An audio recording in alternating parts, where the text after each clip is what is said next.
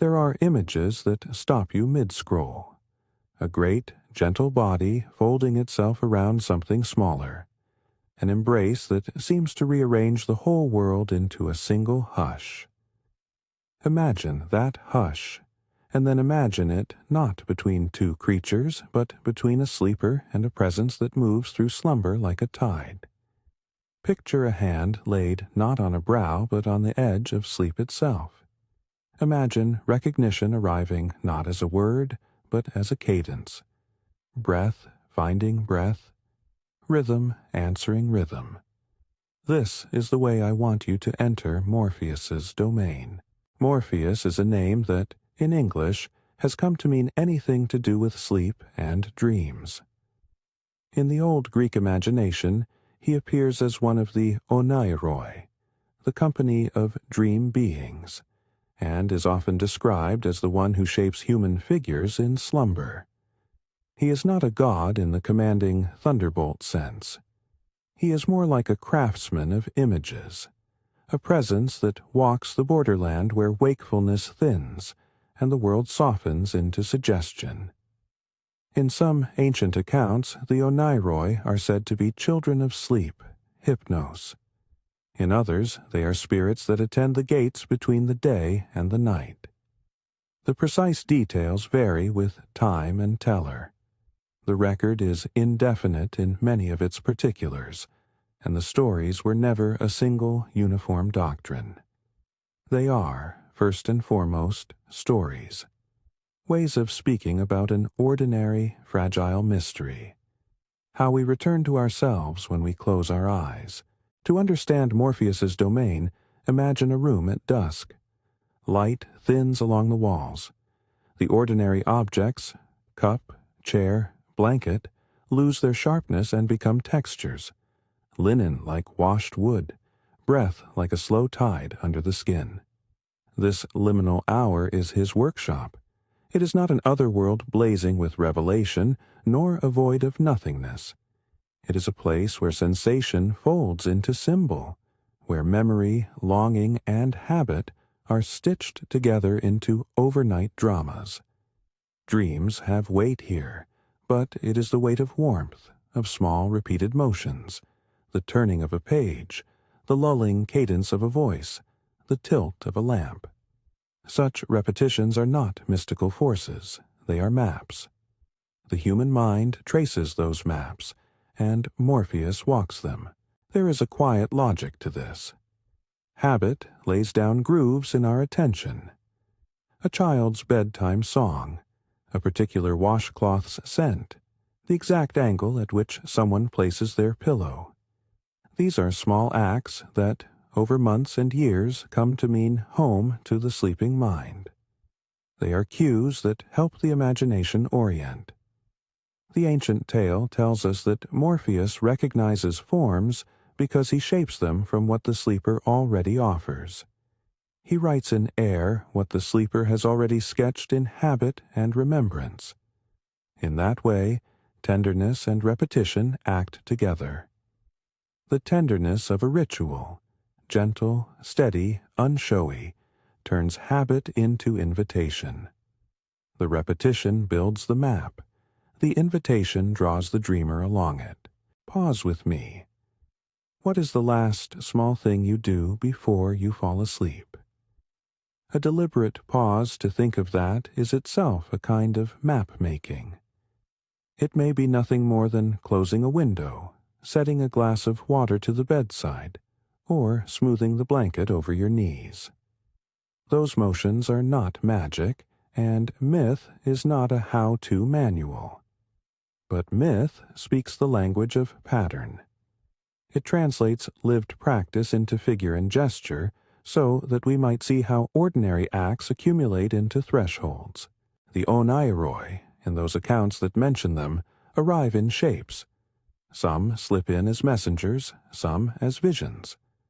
Morpheus is commonly described as the one who specializes in human forms, faces and voices that feel like other people. He does not seize or force, rather he answers. He answers the contours the sleeper has left open. If a person has spent the evening rehearsing an argument, the dream will tend towards speech and confrontation. If a person has closed their day with music and a steady breath, the dream will tend towards cadence and warmth. That is the art attributed to Morpheus, not arbitrary manufacture, but responsive shaping. The old poets and later commentators spoke of him in these terms, though the exact language changes from source to source. The stories provide names and metaphors to help people notice how the last hours of waking influence the first hours of sleeping. There is something merciful in this mythology. It allows for reunion. Imagine a sleeper returning, after weeks, perhaps years, into the threshold where Morpheus walks. The person is uncertain, their inner compass dulled by neglect or by heavy days. The room is familiar but frayed. Morpheus does not need their name. He needs their cadence. He listens for the small repeated acts that have been the sleeper's lodestone. A particular breath, a way of counting to 5 before letting go, the soft habit of patting the pillow. These are the patterns that call a response. Recognition in this domain is quiet. It is a movement that begins at the edges, the loosening of a jaw, a softening at the base of the skull, a hand relaxing. It is not spectacle. It is an answering, a settling, a becoming known. To make this less abstract, imagine a late-night scene. A person arrives at their small bed after a long absence from rest. Work, worry, an unsettled heart. They perform the ordinary things. They lower the light. They fold their hands on the cover. They breathe in rhythm with the room. In the hush, a presence enters, a figure woven of low light and the sense of someone who has always been there when sleep called. There is no spoken greeting. Instead, the presence takes the sleeper's rhythm and mirrors it. Breath meets breath. The sleeper, who had been braced against the world, notices the matching cadence and lets something unclench. The reunion is as simple and as intimate as a hand returning to a familiar pocket. This is the core image. Recognition arriving not as explanation, but as mutual attention. The God, if you like to think of him that way, is responsive. He does not impose, he receives. And because the meeting is built on pattern, it honors the sleeper's agency. The one who sleeps has already drawn a route. Morpheus walks it with them. That is the ethical imagination at work in these tales. Stewardship without possession, tenderness without domination. The dream shaper tends to what is offered. There is a parallel here with the viral images we began with. In that other story, an animal and a human recognize one another through habits formed over time. Shared meals, steady presence, unremarkable attentions. Recognition arrived because both had kept a steady map of each other. The mythic reading transposes that dynamic into the interior life. Repetition and tender attention serve as a map for the dreamer, allowing the possibility of meaningful, restorative sleep. Think of your bedside as a small, private sanctuary. Rituals need not be elaborate. They are built from gestures, dimming light, a consistent sleep time, a brief moment to notice the breath. Over weeks, these gestures form a border the imagination learns to respect. I want to draw you now into a fuller vignette, slow and sensory, so you can feel, not merely understand, what this might mean. Picture a city that keeps its lights low. The windows are small pools of amber, the streets an even hush. Inside an apartment, a person prepares for bed. There are ordinary things: a mug on the kitchen counter, a threadbare scarf on a chair, the soft clink of keys put away. The person performs a familiar sequence: wash, a single page of reading, a whisper of music in the background, the pillow turned to the cool side. None of these acts is given any grand name. They are practiced, unremarkable, faithful. As night deepens, the air grows still. Breath widens and slows. The person's heartbeat becomes a slow, low drum, steady enough to be a companion. At the threshold of sleep, something shifts. The room seems to draw closer. The textures of fabric and skin come forward like pages in a book. There's a presence at the edge, not a figure that towers, but a presence that occupies the same pattern of attention. It listens. It finds the cadence and meets it. In that meeting, the sleeper recognizes being recognized. The sensation is like being remembered by someone who knows the small details of your hands. There is warmth, not intrusive but enfolding, like a blanket that is precisely the right weight. The reunion is felt most vividly in the body. The shoulders unroll.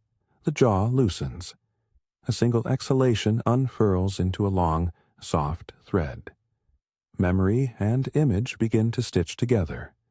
Faces from earlier in life might pass, not always in clear narrative, but as textures of longing and love and regret, each given a soft border so that they can be known and released without violence.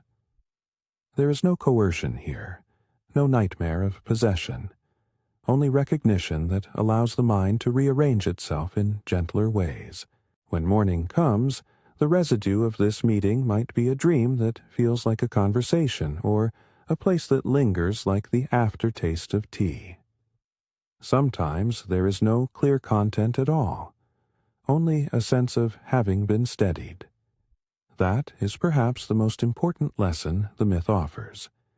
The quality of our rest is less a matter of theatrical visions and more a matter of small, consistent tenderness. Dreams that surprise us with insight, that repair a worn spot inside us, that allow a reconciled memory. These are likeliest to arrive when the nights have tasted of rhythm and care. There are practical traces to follow without making magic of them. Think of the rituals that matter to you. Are they sensory? Do they involve touch, sound, repeatable movement? Could you make one or two such gestures a regular part of your evening? It might be as simple as turning off screens an hour before bed, stretching in the same way each night, saying the same sentence to yourself, never as an incantation, but as a lighthouse. These acts do not summon gods. They create conditions in which the mind can attend to what is tender, rather than being swept by whatever happens to jolt it. Habit carves a quiet passage. Myth gives that passage a name, a gentle caveat. The ancient stories do not provide medical advice. Dreams can be disturbed by illness, medication, grief, and many other causes. If sleep is persistently poor, professional counsel is wise. The mythic frame is a way of seeing, not a substitute for care. Likewise, the stories about the Oneiroi and Morpheus are fragments and interpretations, beautiful for what they show us about human longing, but indefinite on many historical points. They were never a single practice for everyone. Treat them as imaginative companions, not as literal instructions. What matters in the end is the gesture we take away. Habit and tenderness, repeated without showiness, open a door. The smallest repeated acts, your map, invite the attention that allows rest to be more than an absence of noise. They allow the quiet recognition that feels like coming home. It is a modest, human thing to tend. Dim the light, notice your breath, carry a thread of gentleness into the pause before sleep. In the mythic picture, Morpheus does not intrude. He meets. In our ordinary lives, we can do the meeting with ourselves. If you enjoy mythic stories told slowly, subscribe for more. There is a final image I want to leave you with. Imagine the bedroom at dawn, the first pale wash of light, the sheet still rumpled like a little plane. A person turns onto their side, and for a moment every small motion is visible. The curl of a hand, the soft sigh between ribs. Across that soft plane a presence passes like a low wave, not to possess, but to steady. It recognizes the familiar cadence and answers. The person wakes with an aftersense of being remembered. The day holds a little more ease. If you were to chart a route to that ease, it would run through your evenings. Gentle, consistent acts, attended to without urgency. They are not promises, only invitations. The playlist in the description below collects other tales and reflections about the dreaming mind and the myths that help us see it. Discover more there, and perhaps find a new small ritual to carry you back, night after night, into the quiet domain where recognition waits.